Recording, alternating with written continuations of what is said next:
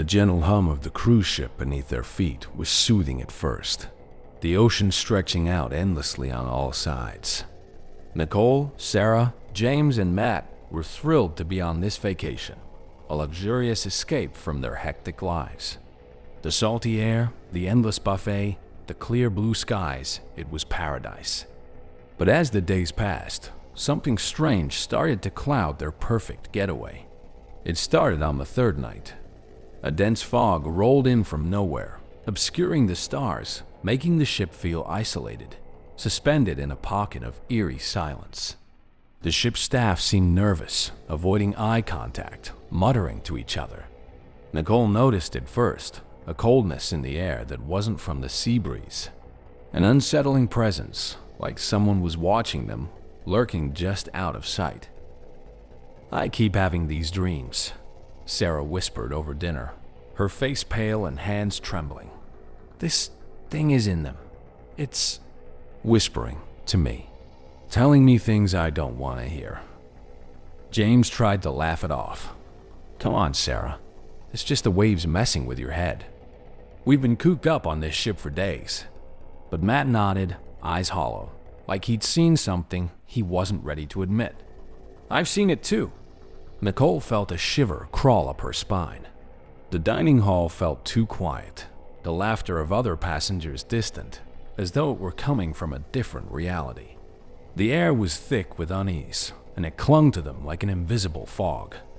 That night, Nicole couldn't sleep. Her heart raced for no reason, her breath shallow. The shadows in the room felt wrong too long, too twisted. She turned in her bed, trying to shake off the fear, when she saw it, a figure standing at the foot of her bed, motionless, a dark silhouette against the moonlight. She couldn't move. Her voice caught in her throat, paralyzed with terror. Then, just as suddenly, it was gone. The next morning, Sarah was missing. The friends searched the ship, frantically calling her name, but no one seemed to care. The staff shrugged, dismissing it as a prank, but Nicole knew better. She could feel it, that same presence, like cold fingers brushing against her skin. James grew paranoid, lashing out at Matt and Nicole, accusing them of hiding something. His eyes were bloodshot, his face gaunt, like he hadn't slept in days. "It's getting into my head," he hissed. "I can hear it. It wants us. It wants us all." Nicole and Matt tried to keep things together, but fear gnawed at them. The ship felt like a coffin, floating in the middle of nowhere. No matter where they went, that cold, malevolent presence followed. One night, they found James standing on the edge of the ship's deck, staring blankly into the Black Sea. "James, no!" Nicole screamed, rushing toward him. But it was too late. Without a word, he stepped off, swallowed by the dark water below. His screams echoed long after he disappeared.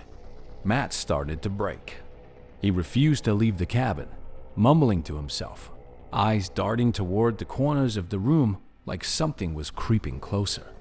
Nicole tried to comfort him, but there was no reasoning with him anymore. "It's in here, Nicole," Matt whispered, trembling. "It's in my mind." Nicole stayed with him that night, trying to keep him calm. But as the hours passed, Matt's whispers grew louder, more frantic, until finally he snapped. With a wild scream, he clawed at his own skin, tearing at his face as though trying to rip the presence from his very soul. Nicole tried to stop him, but he was too far gone, driven mad by whatever had latched onto them. He collapsed, lifeless, blood pooling beneath him. Now it was just Nicole, alone. The ship was empty, no passengers, no crew, nothing but silence. The fog outside had thickened, so dense it felt like the ship was trapped in a void. Nicole wandered the endless corridors, the weight of death pressing down on her, her mind teetering on the edge of breaking. But she refused to give in. She had to fight, had to survive. She couldn't let whatever this thing was take her, like it had taken her friends. And then, in the ship's grand ballroom, she saw it. A dark, shapeless figure hovered in the center of the room, its presence suffocating. It whispered in a voice that wasn't human, promising her the same fate as the others, promising her insanity, despair, death. But Nicole didn't run. She faced it, heart pounding in her chest, and spoke back, her voice trembling but firm. "I'm not yours," she whispered. For a moment, the air crackled with tension. The figure loomed closer, its icy breath against her skin. But Nicole stood her ground, refusing to let fear consume her. She had lost everything, but she wouldn't lose herself. With a scream that shook the ship, the figure dissolved into the fog, leaving Nicole alone in the deafening silence. She survived. Somehow, against all odds, she conquered the spirit. But no one believed her. When the ship docked, Nicole was found, shaken and disheveled, the only survivor of the voyage. She tried to warn others, tried to tell her story, but they dismissed her as insane. No one could find any trace of her friends. The ship logs didn't show their names. It was as though they never existed. Years passed, and Nicole became obsessed with finding answers. She spent her life warning others, spreading the word about the spirit that haunted the seas. But no one ever listened. And then, one quiet evening, as she sat alone in her darkened apartment, she felt it again, the cold breath on her neck, the familiar presence. The whispers had returned. No one believed her. But it didn't matter. It was never really gone.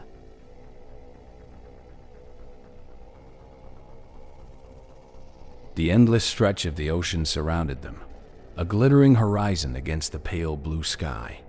Lauren leaned against the railing of the cruise ship, her face turned toward the gentle breeze, her husband Mark at her side.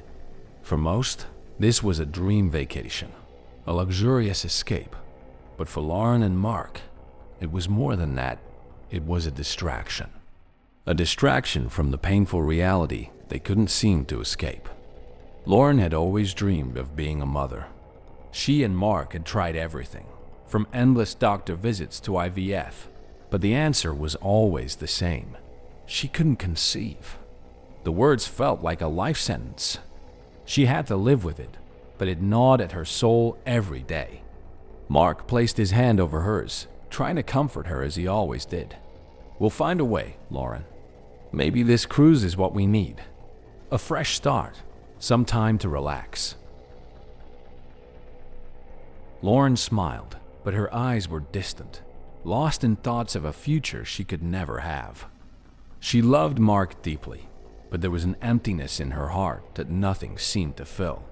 The sight of happy families, children laughing and playing on deck, only served to remind her of what she couldn't have. That evening, after a lavish dinner in the ship's ballroom, Lauren felt restless. She couldn't bear the happy chatter of the other guests any longer. She needed space. Mark, always understanding, suggested they explore parts of the ship less frequented by the crowd. They wandered down the hallways, deeper into the lower decks, where the music and laughter from above faded into a quiet hum. The air felt colder here, the walls tighter, as if the ship itself was holding its breath. Then they saw her. A little girl, no older than 7 or 8, standing alone at the end of a narrow hallway. She wore a simple white dress, her long black hair falling over her pale face. Her eyes were wide and sad, like she'd been lost for a long time. "Hey, sweetie," Lauren said gently, her heart instinctively swelling with warmth. "Are you lost? Where are your parents?" The girl didn't respond. She just stared at Lauren, her small hands clutching a stuffed bear, its fur worn and faded. Something about the girl's presence tugged at Lauren's heart in a way she couldn't explain. "Maybe we should take her to the crew," Mark suggested, his voice uncertain. But Lauren shook her head. "Let's talk to her first." She seemed scared. Lauren knelt beside the girl, brushing a strand of hair from her face. "It's okay. You're safe with us. What's your name?" The girl's lips parted slightly. "Evelyn." Mark and Lauren exchanged glances. "Where are your parents, Evelyn?" Mark asked. "There. Gone," the girl whispered, her voice barely audible. Lauren's heart broke for her. She reached out and took Evelyn's hand. It was ice cold. "You don't have to be alone. You can stay with us." And so, Evelyn became a part of their days. They found her every evening, always in the same area of the lower deck, always alone. She barely spoke, but Lauren felt a deep connection to her, an unspoken bond that grew stronger with each passing day. The girl filled the void Lauren had carried for so long. Mark, however, grew uneasy. "There's something off about her," he confided to Lauren one night. "We never see her parents, and she's always waiting for us down there." Lauren dismissed his concerns, too enchanted by the idea of caring for Evelyn. "She needs us, Mark. She's alone, and we can't just abandon her." But as the days passed, strange things began happening. Lauren found herself waking up in the middle of the night, hearing whispers in their cabin. The once comforting presence of Evelyn started to feel different, darker. One night, as they wandered the lower decks with Evelyn in tow, Mark decided to press her. "Evelyn, where did you come from? How long have you been on this ship?"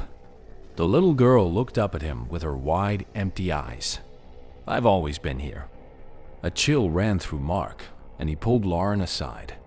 "This isn't right. We don't know who she is or where she came from. Something feels wrong."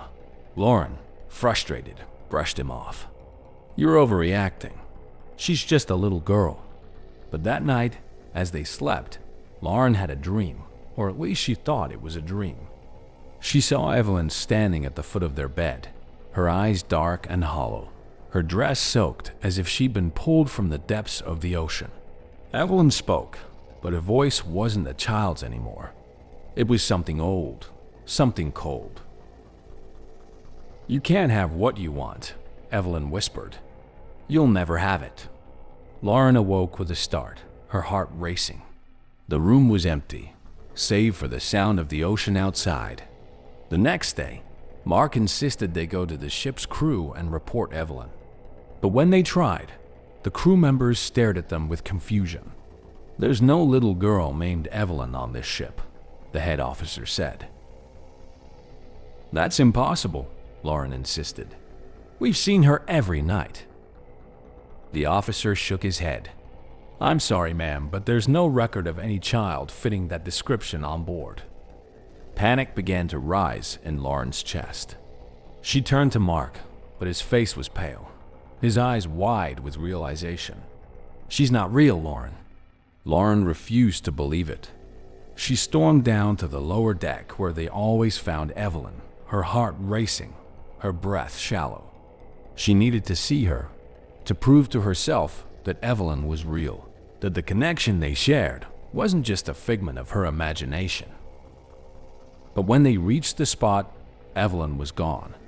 Lauren called out, her voice trembling. "Evelyn! Evelyn! Please!" There was no response, only silence. As they turned to leave, Mark froze, his face turning white as a sheet. "Lauren, look!" Lauren followed his gaze and saw a small, faded plaque on the wall.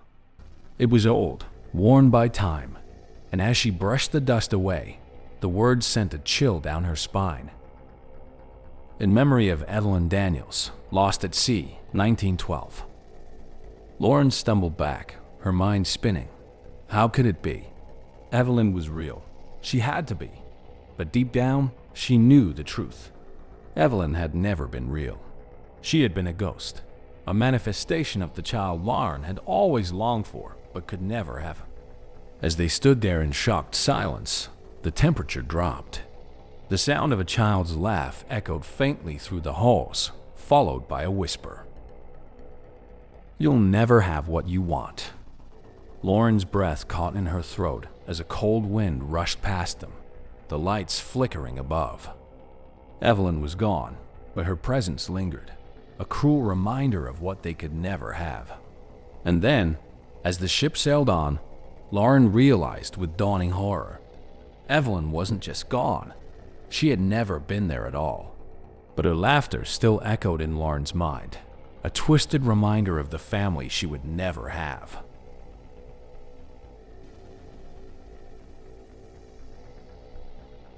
The ocean was vast and calm, a mirror of blue stretching endlessly beneath the golden rays of the sun.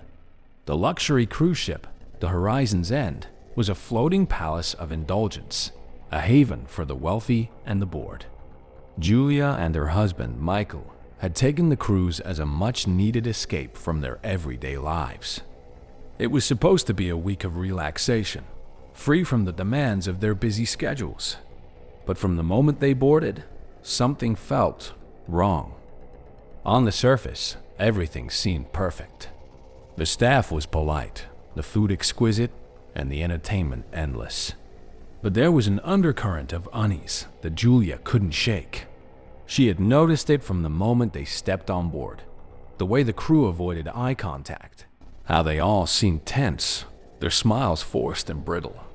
Something was off. The first night, after a day filled with sunbathing and cocktails, Julia sat on their private balcony, gazing out at the sea. The moon reflected off the dark water, casting a silvery glow over the horizon. She should have felt calm, but an inexplicable chill settled over her. She shivered, though the night was warm, and leaned closer to Michael, who was reading beside her. "Do you ever feel like we're being watched?" she asked, her voice quiet. Michael looked up, surprised. "Watched? By who?" "I don't know," Julia admitted, glancing around, half expecting to see someone lurking in the shadows. But there was no one. Just the quiet hum of the ship and the endless ocean beyond. Michael chuckled, shaking his head. "You've been reading too many thrillers. We're on vacation, remember? There's nothing to worry about." Julia smiled, trying to shake off her nerves, but deep down, she knew something wasn't right. The second night, things got stranger. Julia woke in the middle of the night to the sound of soft tapping, like someone knocking, but distant, as if it were coming from far below. She sat up in bed, listening closely. Tap, tap, tap. The noise was faint, rhythmic, and persistent. "Do you hear that?" she whispered, nudging Michael awake. He groaned, barely conscious. "Hear what?" "The tapping. It sounds like it's coming from below us." Michael rolled over, mumbling something incoherent before drifting back to sleep. Frustrated, Julia slipped out of bed and walked to the door of their cabin, pressing her ear against the cool wood. The sound was clearer now. Tap, tap. It was coming from deeper within the ship. Against her better judgment, she opened the door and stepped into the dimly lit hallway. The corridor was empty, eerily silent except for that steady tapping sound, now louder, beckoning her. She hesitated, a cold knot forming in her stomach, but curiosity got the better of her. She followed the sound down a series of narrow staircases, deeper and deeper into the belly of the ship. The lights flickered the further she went, the air growing colder, heavier, as though the ship itself were holding its breath. Finally, she reached a section of the ship that seemed out of place, an older part, as if it had been abandoned and forgotten. The tapping stopped. Julia stood in the center of the hallway, her heart pounding in her chest. She should have turned back. But as she turned to leave, she saw a door at the far end of the corridor, slightly ajar. A thin beam of light spilled out from the crack. She felt an inexplicable pull toward it, her feet moving on their own accord as she approached the door. Her hand trembled as she pushed it open. Inside was a small, dimly lit room with nothing but a single wooden chair in the center. The walls were lined with faded photographs, all of them showing passengers who had once been on the ship.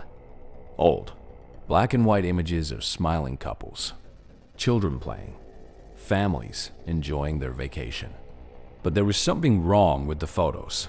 The people in them, they looked terrified, their smiles twisted, eyes wide with horror. And then she saw it. In the corner of every photo, barely noticeable, was a figure. A man in a dark suit, his face obscured by shadow. He was there, watching, always in the background. Julia's breath caught in her throat, her pulse racing. She stumbled backward, her mind spinning. This didn't make sense. Why were these photos hidden down here? Why hadn't anyone mentioned this part of the ship? Suddenly, the door slammed shut behind her. Julia's scream died in her throat as she whirled around. The room was suffocating, the air thick with dread. And then, from the shadows, she saw him, the figure from the photos, now standing in the corner of the room, his face still hidden in shadow. "You shouldn't have come here," the man whispered, his voice like the creak of an old ship. "You're not supposed to be here." Julia backed up against the wall, her heart hammering in her chest. "Who are you?" she gasped. "What is this place?" The man stepped closer, the shadows peeling away from him like mist. His face was pale, gaunt, his eyes hollow, sunken into his skull. "I've been here a long time," he murmured. "Watching, waiting." "For what?" Julia whispered, terror choking her. "For the final passenger," he said softly. Before she could scream, the lights flickered again, and the man was gone. The door creaked open on its own, and Julia stumbled out of the room, her legs weak beneath her. She bolted up the stairs, desperate to find Michael, to get as far away from that place as possible. But when she reached their cabin, Michael was gone. His suitcase, his clothes, everything. It was as if he had never been there. Frantic, she ran to the main deck, searching for help. But the ship was empty, completely deserted. No passengers, no crew. Just her, alone on a ghost ship adrift in the endless ocean. And then she understood. She was the final passenger. The ship had been waiting for her all along, and now she would never leave.